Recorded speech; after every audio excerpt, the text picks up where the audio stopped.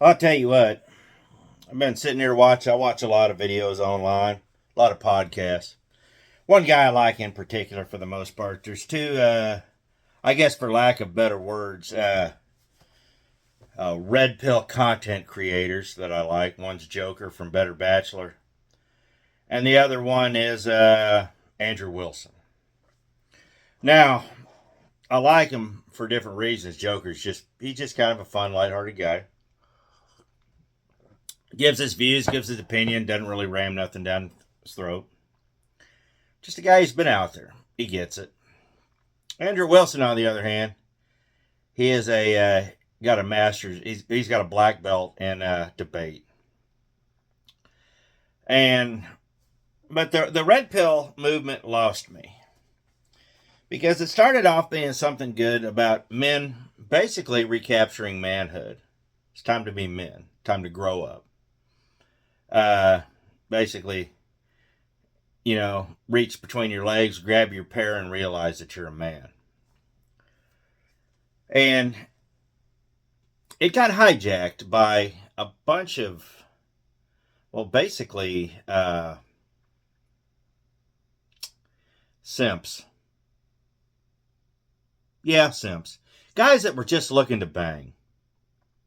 Um, I'm not going to throw Andrew Tate into this. He says a lot of things that are good. He says a lot of things that are absolutely terrible. He's got his own ideas. But he is who he is. And I can respect that. But then when you got all these other content creators like Fresh and Fit, and I've seen a couple things by them. I just won't watch them. Or on the other side, that guy Destiny, whatever his name is, their whole philosophy is just basically just bang everything you can, and they're coming at it from opposite ends. The simps are going to come at it from, oh, I'm just your friend, I'm your ally, I'm your blah blah blah, and the other guys are going to come at it, I am alpha man, hear me roar. Let me tell you something about alpha men. There's very few of them out there. They don't have to tell you they're alpha. If anybody's walking around telling you he's an alpha man, he is not. Their mere presence will be enough to know. I know a guy I used to go to church with. He's probably one of the most hardcore alphas you've ever met. He doesn't realize it. He is a man who has such a commanding presence when he walks into a room. He's totally unassuming. Has a very commanding presence, and people are drawn to him. And he ends up being in a leadership role despite he has no intention of ever wanting to be a leader. But he just has this commanding presence that people are drawn to.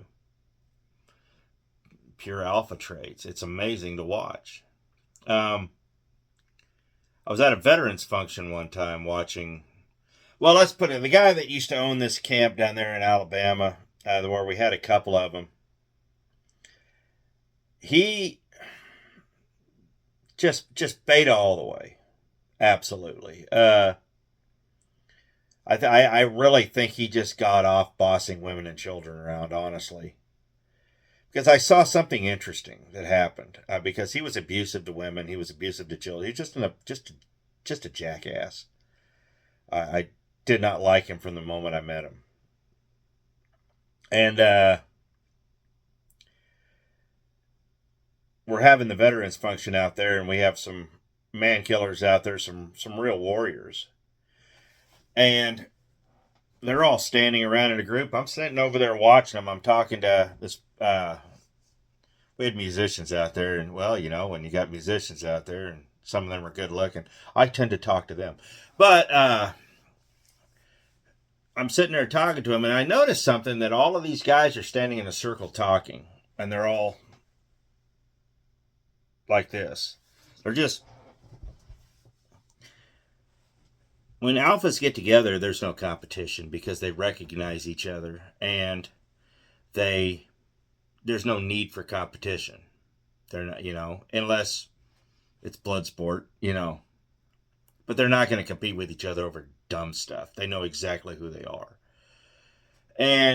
But then you see the guy that's running the camp, he's off to the side, desperately wanting to be a part of this group, but knowing he can't. He couldn't even approach them. And it was the most interesting thing to watch, and I was like, this guy owns the place and he can't even stand up to these men. So when you get back to the Red Pill movement, it's just been taken over by a bunch of content creators who are basically just trying to smash. Literally. One's going at it from one way, one's going at it from the other way, but a lot of these guys are just so deluded they believe their own BS. And it's gotten, like, there's one guy named Rich Cooper. I believe he's fairly accurate with all these things he says, but the problem I have with him is you could tell there's something very deep disturbing about him. He got hurt somewhere. And his advice is coming from a horrible place. Is he alpha? I guess. I don't know. He doesn't come across that way. He just kind of is. But then you get these people who want to impress you with what they have. You know, the true red pill man, he doesn't need your approval. He doesn't need your respect. Because he commands it. And so you sit there and you watch these guys, and when you're sitting there you got these content creators. Andrew Wilson says something very interesting, because they said, look, you've been married a long time. What do you know about modern dating? It's my question exactly. Why are you talking about modern dating? You've been married, 20 years? And he was the only one who was honest about it. He says, I've been out of the game, and from what I hear, it's worse off than now ever. He says, I don't have any frame of reference for it. He said, but I know these women, and so he can talk, but he's not going to sit there and put on airs like he knows, got firsthand knowledge, because I think his wife would probably castrate him if he tried, and she'd be right to do it. But she also holds her own against these feminists too. So I sit there and I watch this red pill movement, and it has just devolved into anarchy. It's devolved into a bunch of guys who are they're not talking about men's issue. It's just all about smashing and this and that and the other thing. And it's basically just it's turned into the male version of feminism. It's terrible. It's absolutely terrible. I remember one woman got on Facebook screaming about, you men just need to be better. I was like, hold that thought, lady. I said, if men are better, we're going to want better women. So this is going to happen. So we're all going to have to rise. If you're better women and you are not attainable to men, hey, guess what? Men are going to rise to meet you. Everybody needs to rise. And when you're sitting out here talking about you people just need to be better, why don't you start with you? Be better. Because I'll tell you right now, half of these women out here, you're not a single mother with 4 different dads because you made good decisions. And that's not being better. And at that point, you're not going to get the $500,000 a year guy. You got to type at that point. You're just going to get the same hood rat you always got. But here's the thing.